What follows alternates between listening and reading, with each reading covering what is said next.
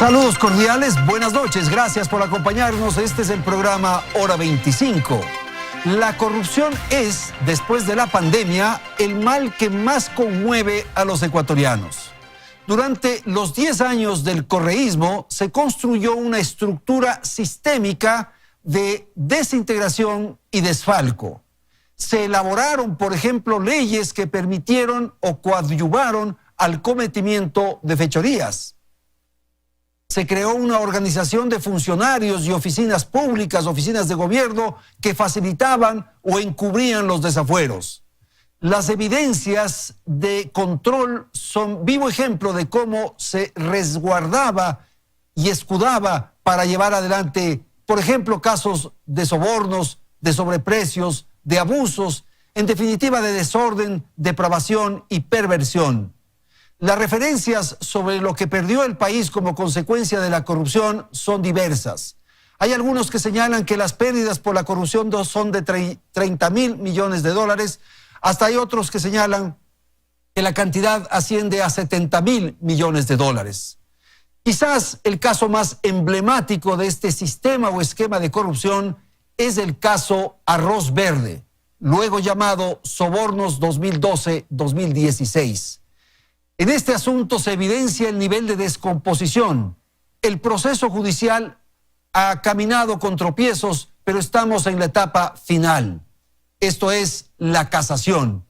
Vamos entonces a tratar sobre este caso en el que está comprometido el expresidente de la República, Rafael Correa, y cerca de una veintena de exfuncionarios del gobierno anterior y representantes de empresas privadas. Sin duda, este es un asunto de especial interés y por eso hemos hecho un programa especial esta noche aquí en Teleamazonas. Quiero agradecer la participación del doctor Hernán Pérez Luz. Él nos acompaña desde la ciudad de Guayaquil, le saludamos a la distancia y le damos la más cordial bienvenida. También nos acompaña Fernando Villavicencio. Fernando Villavicencio es un periodista de investigación y es el que trabajó fundamentalmente el caso Arroz Verde. Y gracias también a la presencia de Juan Carlos Calderón. Juan Carlos Calderón es el director de la revista digital Plan B y también es un periodista de larga trayectoria vinculado al tema investigación. Gracias a la audiencia, gracias a nuestros panelistas. Belén, buenas noches. Muy buenas noches, Andrés, amigos televidentes. Gracias por acompañarnos en un nuevo programa de Hora 25. El caso Sobornos 2012-2016 está ya en su recta final. Los abogados de 19 de los 20 procesados tienen la última posibilidad jurídica de cambiar el fallo de primera instancia a través del recurso de casación. Si el tribunal, que por sorteo será designado para conocer este recurso, no lo admite, los procesados, encabezados por el expresidente Rafael Correa, deberán cumplir su condena en una de las cárceles del país. Les hemos preparado un reportaje para recordar cómo se ha desarrollado el que ha sido calificado como el juicio del siglo. Es el caso más emblemático de la corrupción durante el mandato de Rafael Correa. Se hizo público a través de una investigación periodística en la que se lo denominó Arroz Verde. Y ya cuando la Fiscalía inició las investigaciones, su nombre cambió a Sobornos 2012-2016. El proceso inició en mayo de 2019, con la detención de dos ex colaboradoras del expresidente Rafael Correa, Pamela Martínez y Laura Terán. Y luego las investigaciones vincularon a más personas, todavía más cercanas al exmandatario. El ex vicepresidente Jorge Glass, sus exministros María de los Ángeles Duarte, Vinicio Alvarado, Walter Solís, su ex asesor jurídico y mano derecha Alexis Mera, y también dos asambleístas de su movimiento, Cristian Viteri y Viviana Bonilla. A ellos se sumaron además 10 empresarios. Todos ellos fueron acusados de haber participado en una red delictiva montada paralelamente a la presidencia para cobrar sobornos a empresas privadas a cambio de contratos con el Estado, para así financiar actividades políticas de Alianza País. Luego de 11 meses de proceso, el país conoció la sentencia el 7 de abril, justo en plena crisis sanitaria. 18 de los 20 procesados fueron sentenciados a 8 años de cárcel, entre ellos Correa, Glass, los exministros y los 10 empresarios. Solo Laura Terán y Pamela Martínez recibieron una sentencia diferente por haber sido colaboradoras eficaces. Terán, 19 meses y Martínez 32 meses. Tras realizar la apelación de la sentencia, solo 2 procesados lograron cambiar el fallo.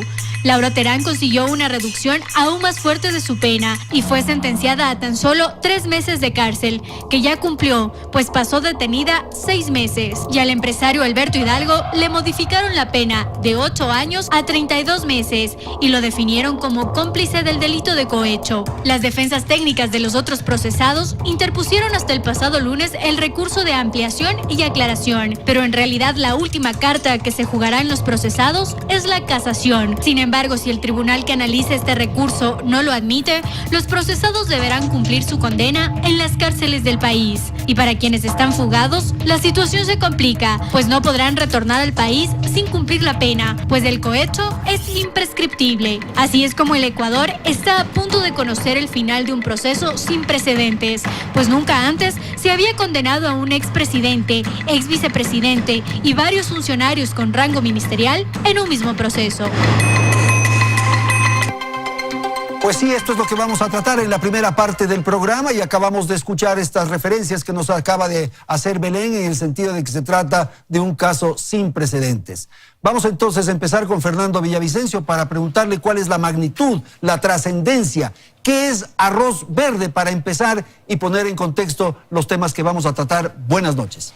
Andrés, buenas noches. Gracias. Un saludo a Hernán en Guayaquil, el colega Juan Carlos Calderón acá. Arroz Verde es una expresión del trabajo periodístico independiente, de la valentía del periodismo independiente, que devino en el mayor juicio de la historia. Y también revela de inicio la construcción de una independencia judicial.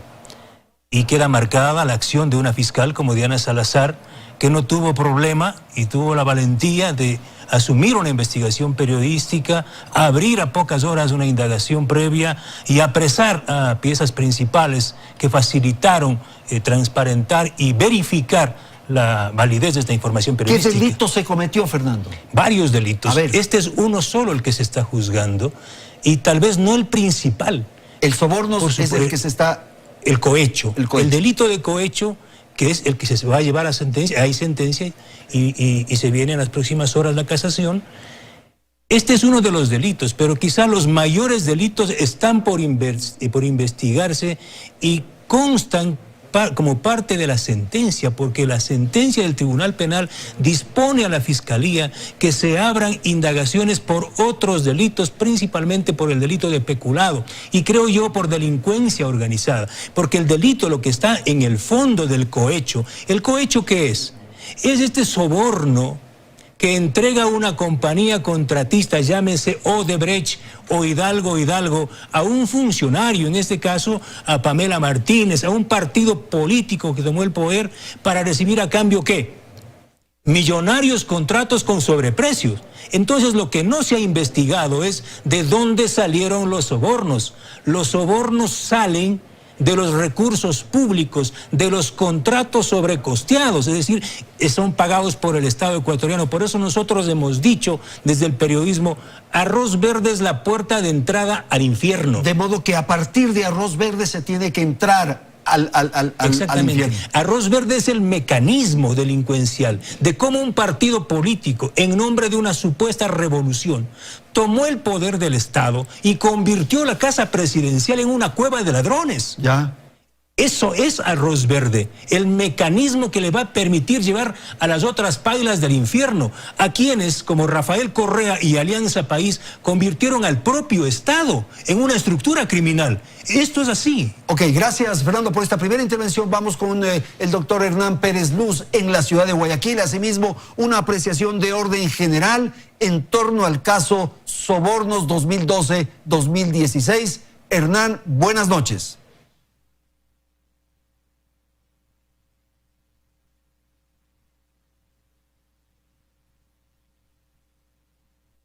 Vamos a corregir este problema de audio en un instante. Ahora vamos a pedir a Juan Carlos Calderón su apreciación asimismo inicial. Quizás se pueda resolver en un instante el problema del enlace con el domicilio del doctor Hernán Pérez Luz. Por favor. Andrés, buenas noches. Gracias por la invitación. Un gusto, Fernando, estar contigo. Como tantos años. El tema es también, aparte de lo que plantea Fernando, es ¿para qué se hacía esto? ¿Para qué? ¿Cuál era el propósito? ¿Cuál era el propósito? Porque ese es el mecanismo. Fernando describe el mecanismo, las consecuencias, las formas en que ocurrieron. ¿Pero para qué?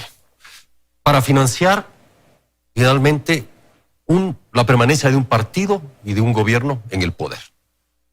Básicamente, nos trae al tema de cómo se financian las campañas, cómo se financian, cómo se obtiene dinero, ¿no es cierto?, para mantenerse en el poder.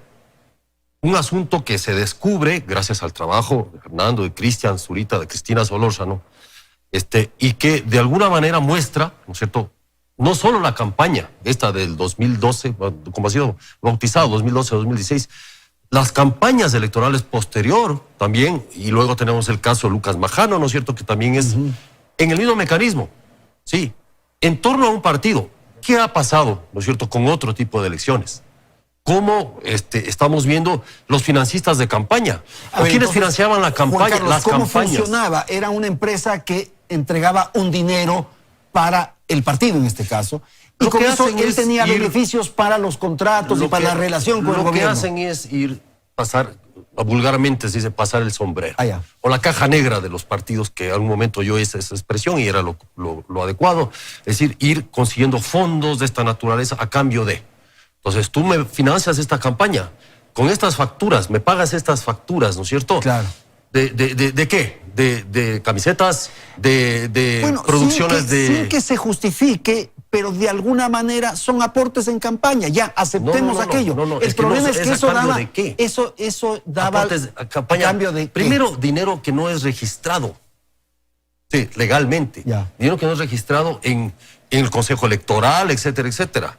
Segundo, esa es una forma no solo ilegal, irregular, sino además en contra de otros partidos que sí manejan las cosas decentemente, claro, que ha de haber, ¿no? Seguro. Entonces, pero lo otro es ¿para qué? ¿A cambio de qué? ¿A cambio de qué? Sí, entonces, eso es lo que hace más grave el tema. Obviamente es lo que planteaba Fernando. Y es a cambio, obviamente, de obtener una serie de contratos posteriores. Y vemos el caso, la situación de Odebrecht como principal, ¿no? Odebrecht, la empresa que, de acuerdo a los testimonios que se dan en el juicio, va diciendo, le piden dinero, aporta, o le piden, y pasa esa intermediación, ¿no es cierto?, en la cual tenían hasta un Cardex, ¿no? O sea, un Cardex muy bien organizado. Sí. Claro, ahí están los testimonios de Laura Terán y compañía, ¿no es cierto? Donde dice, mira, aquí está la lista, este se le debe, este pide tanto, a este hay que darle tanto. Sí, hay que darle cuidado, póngale atención a este contrato porque este fue financista de tal cosa. O sea, todo un sistema delincuencial, pues.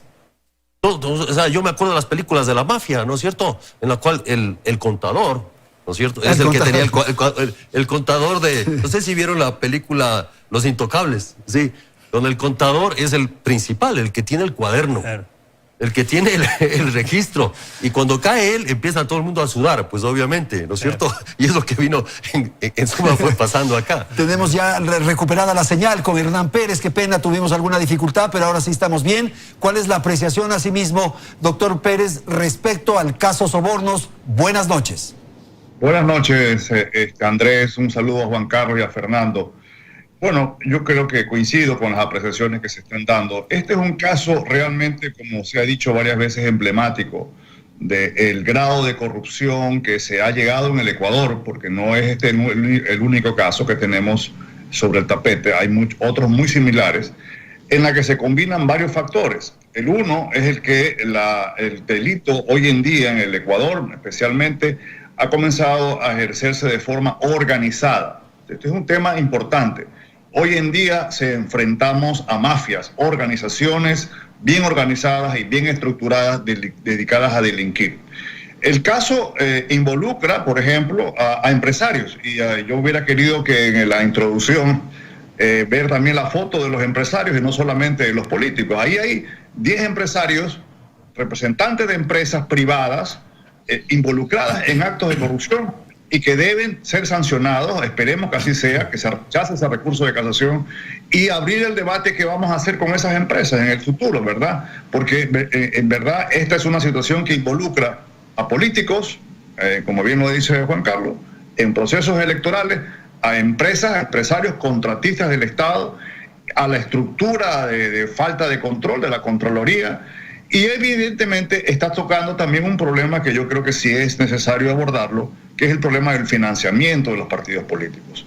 Aquí el problema es básicamente el ocultamiento del aporte y obviamente la conexión luego del aporte con contratos del Estado. Pero si estos aportes son públicos, la prensa tiene acceso, va a ser más fácil en el futuro, ¿verdad?, tener un seguimiento de que estos aportes no se vayan a convertir en contribuciones o en regalos de contratos de corrupción. Entonces, aquí hay varios aspectos. El caso ha desnudado una serie de problemas en el Ecuador. La empresa privada ha sido un caso en el que están involucrados, curiosamente, empresarios y políticos tanto de la sierra como de la costa. Así que aquí ha habido un balance regional muy importante para que entendamos en el Ecuador que el problema de la corrupción es un problema global, nacional y sobre todo estructural. Ahora, quienes están afectados como consecuencia de estos procesos de investigación y de estas acciones judiciales señalan que esta es una persecución política, que se trata de la utilización de la justicia para la persecución política y que es una corriente asimismo de orden general en toda la región. Ese es fundamentalmente el argumento que se utiliza desde la perspectiva de aquellos que, como digo, están siendo procesados, doctor Pérez. No, ese no es un delito único en el Ecuador, no es nuevo tampoco en América Latina. Este es un delito, es una trama de corrupción que se la ve en otras partes del mundo. Así que eso es un absurdo, ese tipo de pretexto que se pone. La contribución bajo la mesa y luego la obtención de grandes contratos con sobreprecio, se la ve en Chicago, en Miami, en Nueva York, en Italia, en Francia, en varios lugares, no en las proporciones ni en el número de como lo tenemos en el Ecuador, pero esta es una práctica de corrupción que se ha descubierto en el Ecuador, que como bien decía Juan Carlos, esto no es nuevo, esto ha venido sucediendo. Lo que sucede ahora obviamente es que ha tomado dimensiones gigantescas, ha involucrado nada menos que al presidente de la República. Esto también es un caso impresionante, un caso de gran trascendencia, a la estructura más cercana al presidente de la República, ¿verdad? Como bien dice Fernando, transformaron a Carondelet pues, prácticamente en una fábrica de corrupción y obviamente a los importantes empresarios dedicados a la construcción y a ser contratistas del Estado. Pero no es algo complicado de entender, no es algo difícil. La defensa, de hecho, que ha tenido los acusados de lo más pobre, digamos, es evidente, las evidencias están ahí, no es que son por coincidencia, ellos apuntaban a ese tipo de defensa. Pero en fin, yo creo que es un caso muy importante y si puedo añadir solamente algo, es un caso que demuestra la importancia de la libertad de expresión. Ok, gracias doctor. Fernando, ¿y estamos asistiendo a qué momento? Es un momento de definición. ¿Por qué? Porque han planteado este recurso de casación. Es un momento trascendental para la justicia. Ya está. Creo que es un antes y después. Está en manos de los jueces de la Corte Nacional decirle al país y al mundo que en este país hay justicia. Aunque pretendan los delincuentes, presuntos delincuentes todavía, señalar que hay una especie de complot entre el periodismo de investigación y la justicia. Y de corrientes ideológicas regionales, sí. Lo que le preguntaba a Hernán hace un momentito. Sí, este no es un caso que pueda decir mapeó al Ecuador en la corrupción, no. Las particularidades de Ecuador son dantescas, eso sí.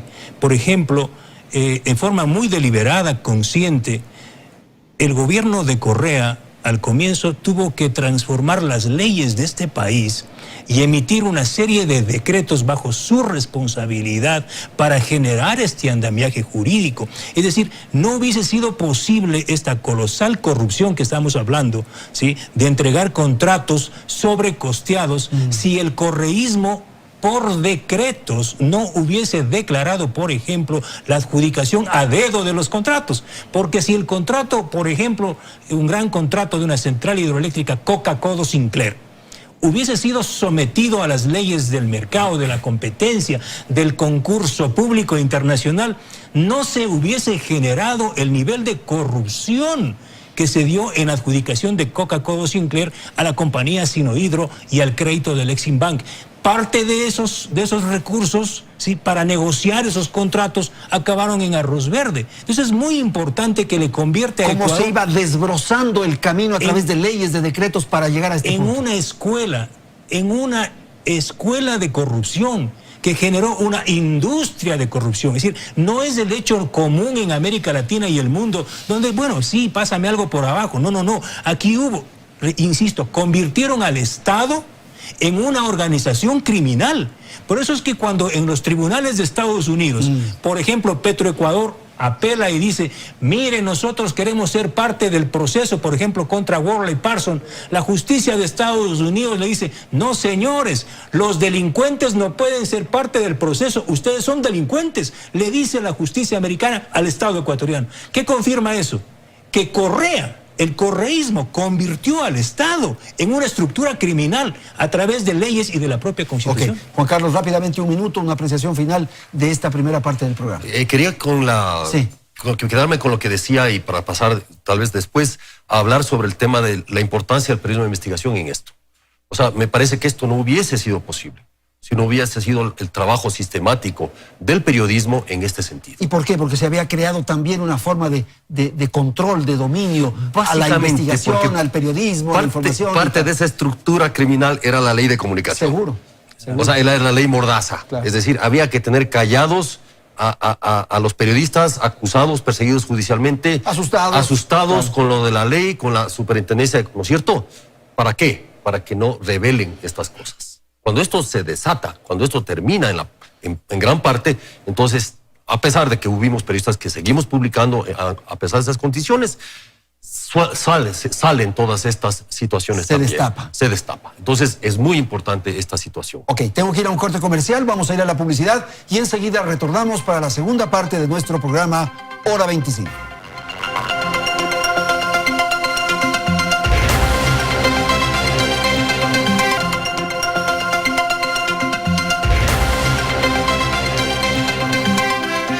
Gracias amigos por continuar en nuestra sintonía. El caso Sobornos 2012-2016 captó la atención de todo un país por los niveles de corrupción que se develaron y las estructuras delictivas que montaron.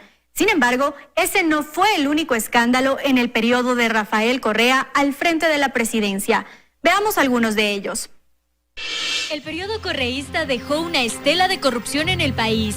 Proyectos que fueron catalogados como emblemáticos por Correa y sus colaboradores terminaron bajo la lupa por las múltiples irregularidades que acumularon. 2 refinerías, un poliducto y 2 plantas gasíferas funcionan a medias, presentan fallas o simplemente no se construyeron. Un informe técnico avalado por el Programa de las Naciones Unidas recoge en 2.500 hojas todas las irregularidades que se habrían cometido en torno a la refinería de Esmeraldas, refinería del Pacífico, poliducto Pascuales Cuenca, terminal de Monteverde y planta de gas Bajo Alto. Por ejemplo, la refinería de Esmeraldas terminó costando $2.230 millones, cuando en realidad su valor debía ser de 754 millones. Pese al millonario costo, la refinería ha presentado varios desperfectos. El último ocurrió el 7 de abril de este año, cuando se averió la unidad de craqueo catalítico, encargada de producir combustibles de alto valor como el diésel. En la refinería del Pacífico, los problemas comenzaron desde su concepción.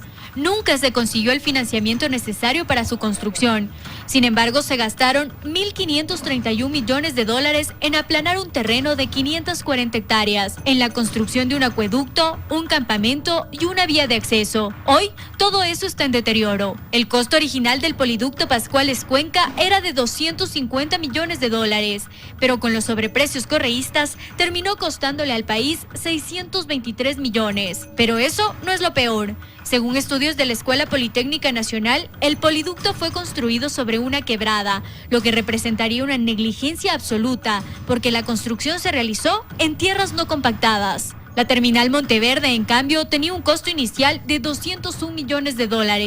Terminó costando 371 millones. Y según el informe del PNUD, esta obra ni se planificó, ni se diseñó, ni se construyó de acuerdo a los estándares internacionales. Hoy nadie responde por la oxidación de los tanques y los pilotes de la terminal marítima. La planta de gas Bajo Alto tampoco estuvo exenta de sobreprecio. Se terminó pagando 76 millones por algo que debía costar tan solo 36. y tampoco funciona hoy a su máxima capacidad. Esto no es todo. Entre 2009 y 2016, Ecuador suscribió 13 contratos de preventa de crudo con las empresas Petrochina, Unipec y Petrotailandia, bajo un sistema inédito de contratación. El país se comprometió a vender a Petrochina 763,8 millones de barriles de crudo hasta el 2024. A cambio recibió 9.970 millones en créditos y anticipos. Según las investigaciones, se habría perjudicado al país en más de 2.000 millones de dólares. Y la corrupción y el robo descarado también llegaron a la reconstrucción de Manabí y Esmeraldas. 3.000 millones de dólares estaban destinados a levantar esas provincias que fueron azotadas por el terremoto de abril de 2016. Pero ese dinero no llegó ni se convirtió en obras. Esto pese a que ya se desembolsó el 94,3% del total de los recursos. Ahora en la cuenta única quedan solo 178 millones de dólares. Pero aún muchos temas por cubrir. Y para no hacer más larga esta narración de casos, finalicemos con la trama de corrupción de Odebrecht, empresa brasileña que entregó coimas por 33,3 millones de dólares para conseguir contratos con el Estado ecuatoriano, caso por el cual fue sentenciado el ex vicepresidente Jorge Glass, que hoy paga su pena en prisión. Esta trama de corrupción hizo que decenas de contratos que Odebrecht ganó en el país tuvieran sobreprecio. Y aunque otros países de Latinoamérica ya han expresado los montos de la reparación integral que la constructora brasileña debe pagar, Ecuador es uno de los pocos que aún no lo define. Estos son solo algunos de los hechos que nos permitirían sumar los miles de millones de dólares que se llevaron durante una década, en la que unos pocos se llenaron los bolsillos y todo un país perdió. Claro, y para esto había que estar en la bonanza económica, Juan Carlos, y entonces había muchísimos recursos, se emprendían en obras, se hacían construcciones, se lanzaba un satélite al espacio y teníamos ya la era espacial con el famoso Pegaso. Por favor. Por $1 millón. Estaba sumando justo el reportaje, entonces esta es la cifra que me da el reportaje. 14.552 millones de dólares. 14.552 millones de dólares. El doble del déficit. Solo en lo que mencionó Belén. En el reportaje. Súmele Coca-Cola Sinclair, 3.000 millones, carreteras más o menos 2.000 millones, sopladora. redondeando unos 20.000 millones de dólares. Bueno, pero ¿no es eso lo que se llevaron o sí? No sabemos. Porque O sea, algunas en general, de estas obras se hicieron, pero se hicieron mal hechas. O sea, anda a ver cómo está Coca-Cola Sinclair. Y el lucro cesante no se cuenta ahí. No se cuenta ahí, claro. Entonces, digamos que ese es el monto de lo que se contrató. Exacto. ¿A cuánto subió el sobreprecio? No se puede saber. Hay contratos donde tiene sobreprecios de 1000%, de 700%, de 70-80%. Sí, entonces, cada contrato te va dando una relación. O sea, eso es lo que el país no ha calculado. Y lo que le quedó debiendo el gobierno de Lenín Moreno para decirle al Ecuador. Es decir, porque el gobierno de Lenín Moreno pudo haber dicho, a ver, vamos a hacer la cuenta. Vamos a hacer las cuentas. Cuando empezó a decir, no me han dejado la mesa servida, todo el mundo se alegró porque dijimos, bueno, vamos a hacer cuentas. Y no se hicieron las cuentas. Entonces, en todo eso tienes un monto muy grande, ¿no es cierto? En todo lo que se llevaron, porque el tema de los sobornos que entregaron, ¿sí? Puede parecer mucho, 33 millones de Odebrecht, por ejemplo, en comparación con las contrataciones que obtuvieron. Pero esas contrataciones tuvieron sobreprecio. Es decir, estas empresas, sí, ganaron un montón de plata. De modo que en el caso de Brecht, tú que mencionas eso, se entregó, se aportó 33 millones de dólares. Supuestamente, ¿no se les dio por abajo, bla, bla, bla. Esa fue una inversión, digamos. Pero invierno 33 para obtener esto. Para obtener 4.500 millones de dólares en contratos, de los cuales anda a calcular cuánto era de sobreprecio. Entonces el gobierno inició, al inicio del gobierno Petroecuador, me acuerdo de la rueda de prensa, yo estuve ahí, donde denunciaron estos 5 contratos emblemáticos en Petroecuador y denunciaron sobreprecios con apoyo, con estudio del PNUD. ¿De acuerdo? O sea, después judicialmente, ¿qué pasó? Pues no pasó nada. Nada. Entonces, a mí me parece que también tiene que ver con cómo estos 3 años enfrentaron ese tema de la corrupción. Tú mencionabas una cifra al inicio, entre 30.000 y 70.000 millones. Estos son datos que sacó el Banco Interamericano de Desarrollo, el BID. 30.000 supuestamente en corrupción, en cálculos, ¿no es cierto? Y 70.000 en los gastos, los excesos, los derroches. Ok, Juan Carlos, un segundo porque tenemos que ir a Guayaquil. Vamos a ir con el doctor Hernán Pérez para conocer la apreciación que él tiene sobre este cúmulo de hechos de corrupción. Hernán, por favor.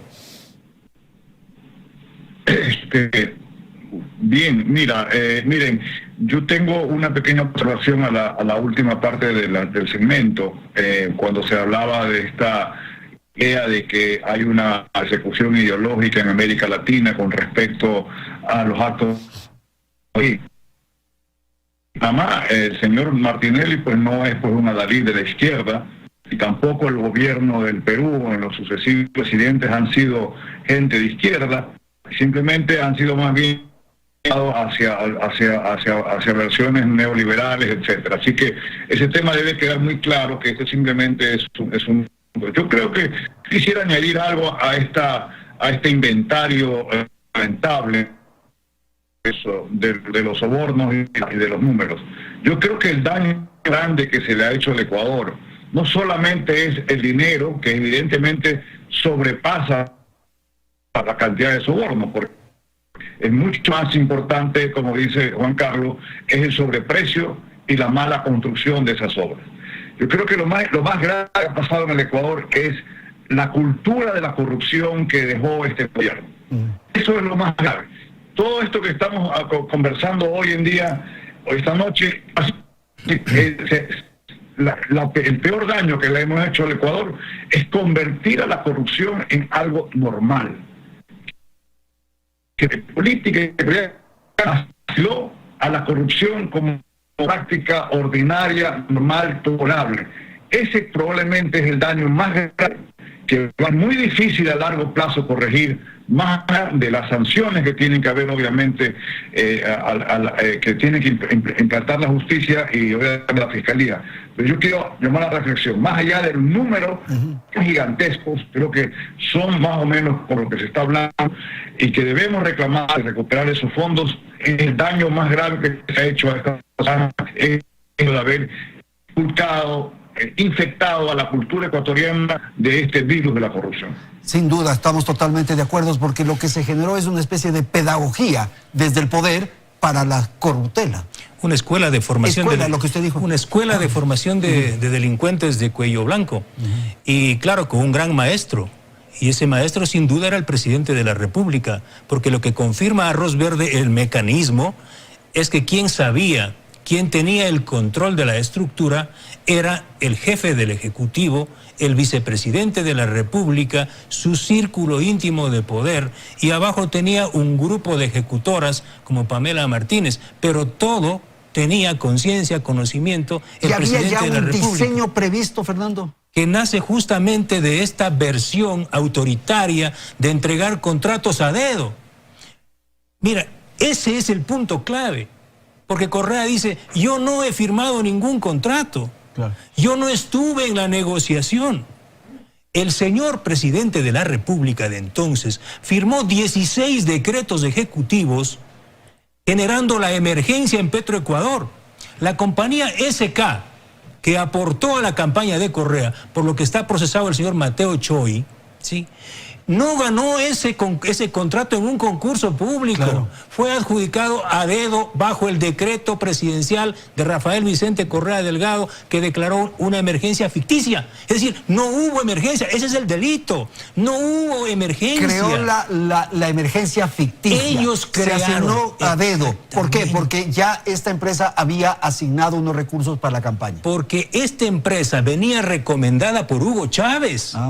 SK es la empresa recomendada por Hugo Chávez, por eso llega la misma empresa a hacer la refinería del Pacífico, y la misma empresa que hace los estudios en la refinería del Pacífico, me refiero a SK y KBC, hacen y llevan adelante la repotenciación de la refinería de Esmeraldas. Es decir, con todo un paraguas político ideológico, con toda una acción legal delictiva, hacen del Estado un Estado delincuente.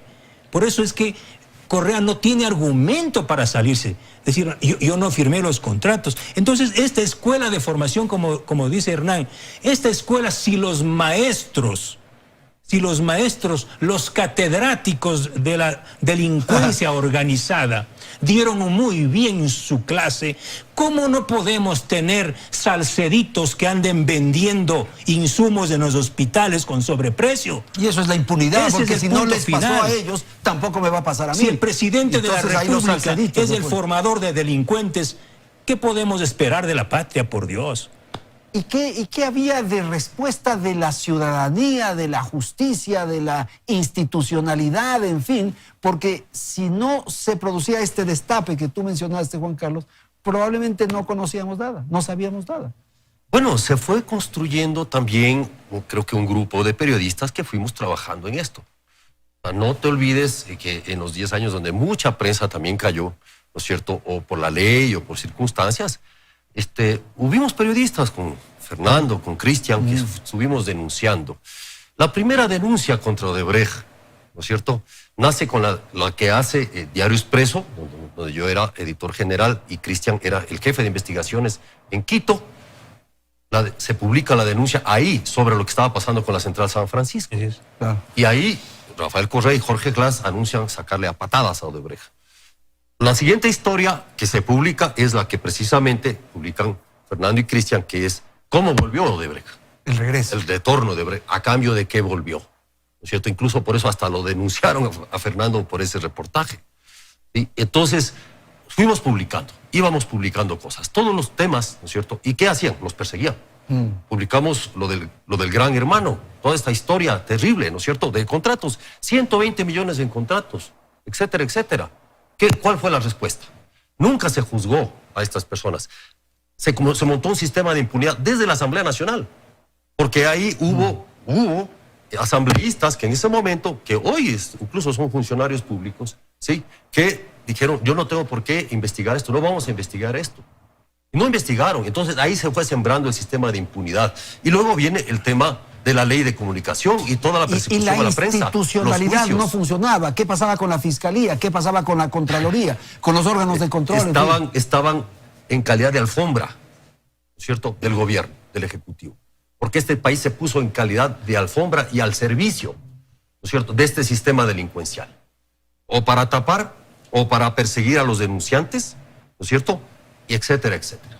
Eso es lo que ocurrió, ¿sí? Entonces, fue la lucha también de periodistas por no callar, ¿no es cierto?, los que nos trajeron a este estado, a esta situación en la cual el país pudo y puede conocer lo que ocurrió con su dinero, porque no es el dinero. ¿De quién es el dinero? De nosotros, de los ecuatorianos. Eso es lo que ocurrió, ¿sí? Y ahora hay, claro, grupos de abogados, ¿no es cierto?, que están dedicados a atacar al periodismo de investigación.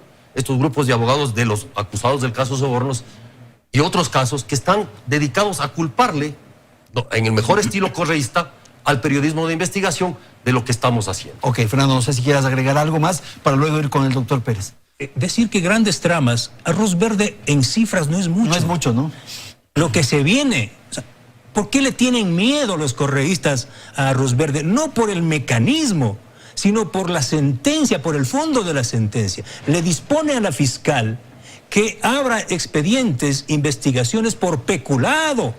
Este es el fondo. ¿Y qué otros casos se pueden venir o qué otras Petrochina, situaciones? Petrochina. ¿Por qué fue excluida del proceso arroz verde, por ejemplo, la compañía Andes Petroleum?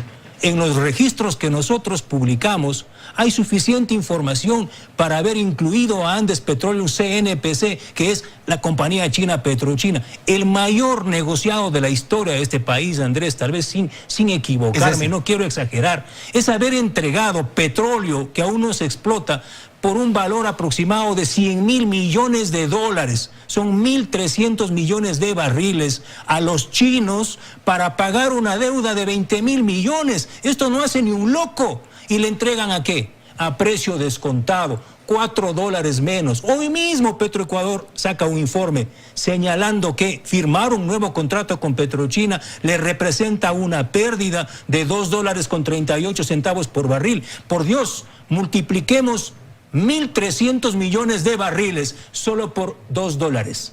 Estamos hablando casi de 3.000 millones de dólares de pérdida. Es decir, el país se muere porque nos han sobrecosteado en una bolsa de cadáveres y esto nos duele en una tragedia.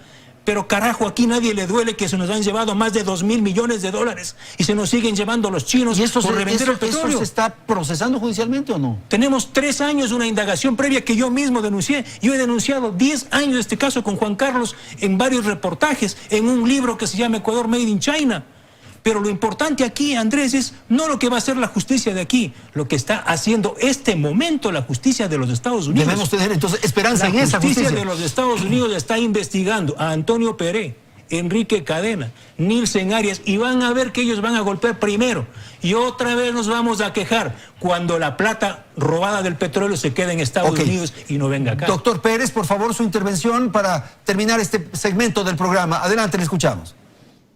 Bueno, simplemente para reiterar la magnitud de esta trama de corrupción, la estructura de corrupción que tenemos en el Ecuador, y hacer un llamado y ver, y la reflexión que tenemos que hacer es por qué por años los partidos políticos, los jerarcas de los partidos políticos, se nos vino diciendo a los ecuatorianos que el tema de la corrupción no era importante, que en la lista de problemas que tenían los ciudadanos la corrupción estaba en el cuarto o quinto lugar, que no era, que hablar de corrupción no trae votos. Recuerde, Andrés, esa expresión que a veces fuera de cámara se decía, no, es que hablar de corrupción no trae votos, simplemente esa era una parte, y se fue preparando el país, todo un ambiente para aceptar la corrupción como algo normal y como algo aceptable y tolerable. Esa es básicamente, yo creo que la reflexión más importante que debemos sacar de aquí en adelante los ecuatorianos. La corrupción en el Ecuador se ha convertido a lo que es el narcotráfico en Colombia. El narcotráfico en Colombia es un fenómeno enorme, global, que atraviesa todos los intersticios de la sociedad colombiana. Bueno, nosotros en el Ecuador, no es que no tenemos también el problema del narcotráfico, lo tenemos, pero el tema de la corrupción es tan grande, tan importante, tan dramático y tan trágico como lo es en Colombia el problema de la corrupción. Si no tenemos conciencia de eso, los ecuatorianos y los líderes y la élite ecuatoriana, el país va a seguir entrando a un despeñadero más grande. Ok, vamos a ir a una pausa, tenemos que ir a la publicidad y enseguida retornamos para el tercer segmento de nuestro programa.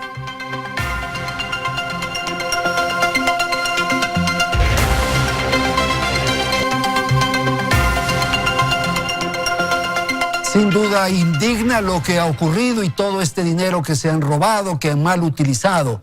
Estamos enfrentando una crisis enorme. Hay ecuatorianos que fallecen todos los días. Hay hospitales que están abarrotados y no hay recursos para atender, justamente porque no se pudo crear un fondo y una posibilidad de dar atención especialmente al sistema de salud a nivel nacional.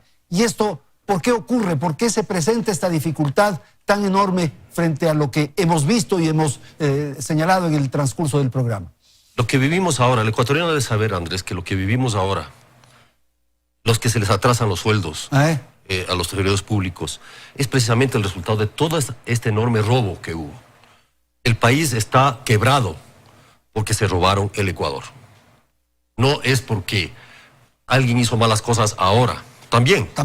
Pero sobre todo porque lleva un déficit tan grande de robo, ¿no es cierto? Hemos hecho los cálculos mínimos, cerca de 14.000 millones de dólares que pudieron servir para esta emergencia, para una cama, para hospitales, es decir, toda esa plata, Odebrecht, refinería, casos sobornos, etcétera. La consecuencia es esta, es la falta de dinero. Entonces, ese es un problema que hay que recordarle todo el tiempo al Ecuador. Y el problema central, creo yo, es la desmemoria de nuestro país. Este país olvida lo que pasó la semana pasada, ¿sí?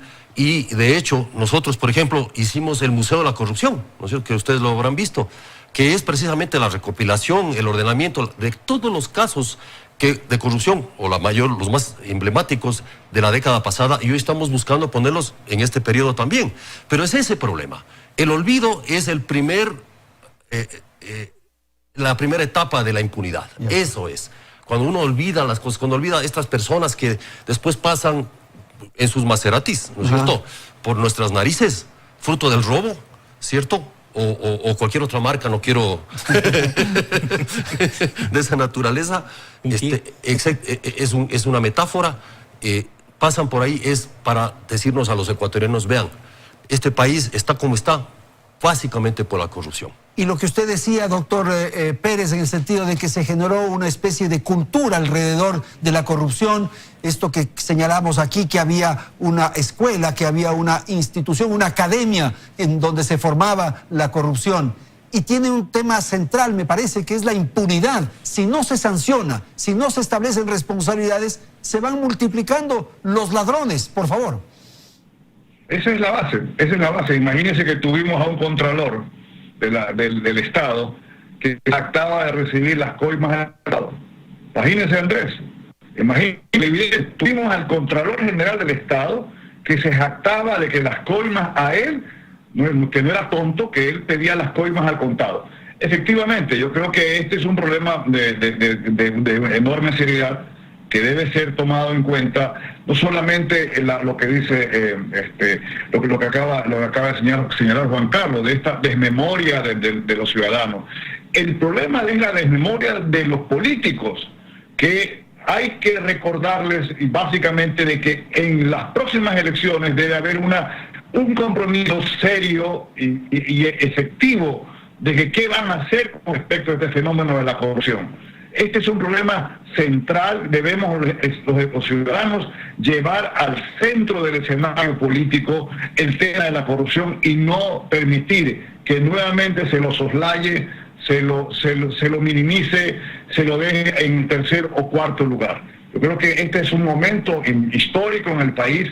Yo creo que podemos aportar suficientes elementos para poder mirar esta página y crear realmente una sociedad mucho más democrática. Las pérdidas son enormes, evidentemente, de verdad. El país está, desde el punto de vista fiscal, está quebrado. Gran parte de la deuda con China es parte de una deuda de corrupción. Es impresionante. Nosotros tenemos que pagarle al gobierno chino por los sobreprecios que los propios empresarios chinos cargaron a las obras mal construidas en el Ecuador. Realmente indigna ver la falta de definición, ¿verdad?, de un país que no estoy tratando de decir que vayamos a una guerra con la segunda potencia económica del mundo, pero tenemos que tener una política exterior y una política interna y un consenso, Andrés. Y esto no es cuestión de manosearlo políticamente, esto tiene que haber un consenso de la ciudadanía y de la clase política ecuatoriana. Gracias, doctor. Vamos a terminar con Fernando, por favor. Arroz Verde nos deja ver que no tenemos democracia, que no tenemos siquiera Estado. Tenemos una maqueta de democracia. Con Arroz Verde, con sobornos, se eligieron presidentes, vicepresidentes, alcaldes, prefectos, concejales, consejeros. Es decir, durante más de una década hemos tenido gobernantes ilegítimos, elegidos con plata sucia, que controlaron todo el Estado. Reitero, convirtieron al Estado en una cueva de ladrones.